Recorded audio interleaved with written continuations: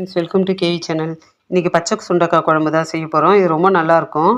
பச்சை சுண்டக்காய் குழம்பு எப்படி செய்யுதுன்னு பார்க்கலாம். சுண்டக்காவை காம்பை கிள்ளிட்டு நல்லா அதை ஒரு 2 தண்ணி நல்லா கழுவி எடுத்துக்கலாம். கழுவி எடுத்துகிட்டு அதை கல் வச்சு ஒன்று ஒன்றையா நம்ம நசுக்கிக்கணும். அதை ரொம்ப நையே நசுக்கக்கூடாது. அதை பாருங்கள், இது போல் நசுக்கிக்கலாம். அதை எல்லாத்தையும் நசுக்கி எடுத்து வச்சுக்கலாம். ஒரு 3 தக்காளியை கட் பண்ணி அதை மிக்சியில் போட்டு அரைச்சிக்கலாம். குழம்பும் நல்லா டேஸ்ட்டாக இருக்கும், திக்காகவும் இருக்கும் அரைச்சி ஊற்றினா. நான் 3 தக்காளி போடுறேன். நீங்கள் எவ்வளோ குழம்பு வைக்கிறீங்களோ அதுக்கேற்ற மாதிரி நீங்கள் தக்காளி எடுத்துக்கோங்க.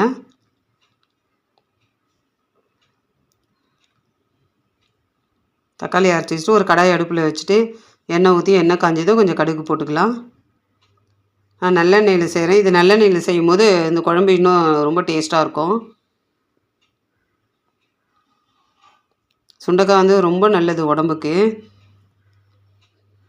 எண்ணெய் காஞ்சது, கடுகு போட்டாச்சு. கடுகு பொரிஞ்சதும் 1 டீஸ்பூன் கடலைப்பருப்பு போட்டுக்கலாம்.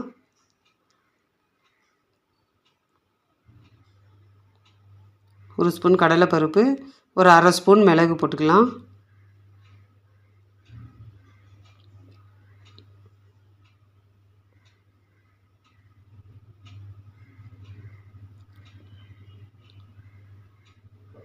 அரை ஸ்பூன் வெந்தயமும் போட்டுக்கலாம். 1 ஸ்பூன் கடலைப்பருப்பு, 1/2 ஸ்பூன் வெந்தயம், 1 ஸ்பூன் மிளகு, ஒரு 4 வரமிளகா, கொஞ்சம் பெருங்காயத்தூள் போட்டுக்கலாம்.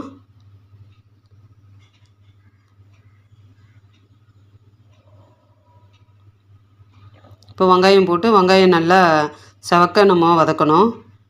அப்போ தான் குழம்பு ரொம்ப நல்லா டேஸ்ட்டாக இருக்கும். நல்லா அந்த ப்ரௌன் கலர் வர அளவுக்கு நல்லா வதக்கிக்கலாம்.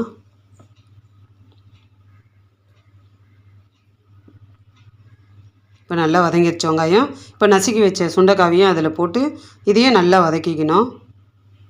சுண்டைக்காய் நல்லா வதங்கினதுக்கப்புறமா நம்ம அரைச்சி வச்ச தக்காளி அதில் ஊற்றி அதையும் நம்ம நல்லா வதக்கி எடுத்துக்கலாம்.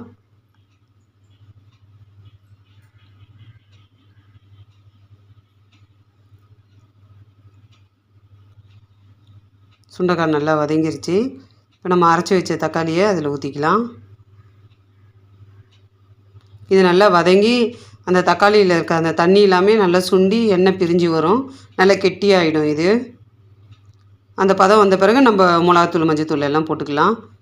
இது குழம்பு ரொம்ப டேஸ்ட்டாக இருக்கும். பச்சை சுண்டைக்காய் நம்ம குழம்பு வைக்கும் போது அவ்வளோ டேஸ்ட்டாக இருக்கும். உடம்புக்கு அவ்வளோ நல்லது இது சுண்டைக்காய்.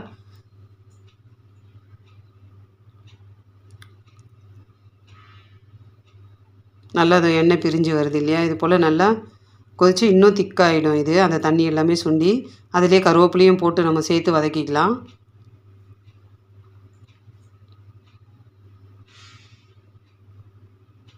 தக்காளியில் இருக்க தண்ணியெல்லாம் நல்லா சுண்டி வந்துடும்.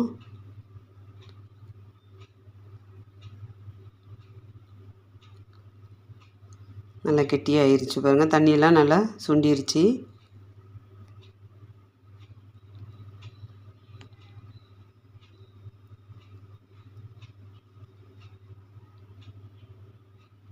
இப்போ நம்ம மிளகாத்தூள், மஞ்சத்தூள் எல்லாம் போட்டுக்கலாம்.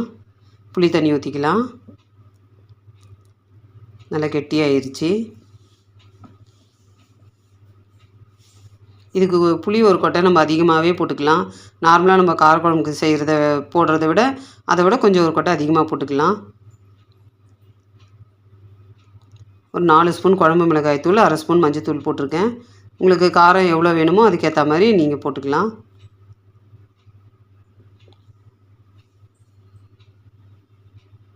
இது சுண்டைக்காய் குழம்புக்கு பார்த்திங்கன்னா ஒரு கொட்டை புளி அதிகமாக இருந்தால் தான் குழம்பு டேஸ்ட் ரொம்ப நல்லாயிருக்கும். எந்த அளவுக்கு குழம்பு வேணுமோ அந்த அளவுக்கு நம்ம தண்ணி ஊற்றி நல்லா கலக்கி விட்டுட்டு உப்பு போட்டு அப்படியே மூடி வச்சோம்னா அது சுண்டைக்காய் வெந்து நல்லா கொதித்து வரும். கொஞ்சம் குழம்பு சுண்டனதும் நம்ம அடுப்பை ஆஃப் பண்ணிக்கலாம்.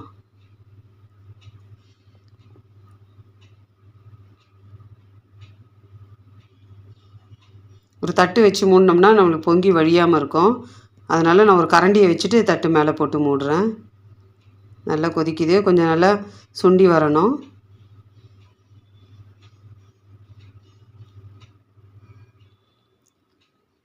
நல்லா கொஞ்சம் கெட்டியாக ஆயிடுச்சு. இப்போ இது ஆறுன பிறகு பார்த்திங்கன்னா நல்லாவே கெட்டியாகிடும் பாருங்கள்.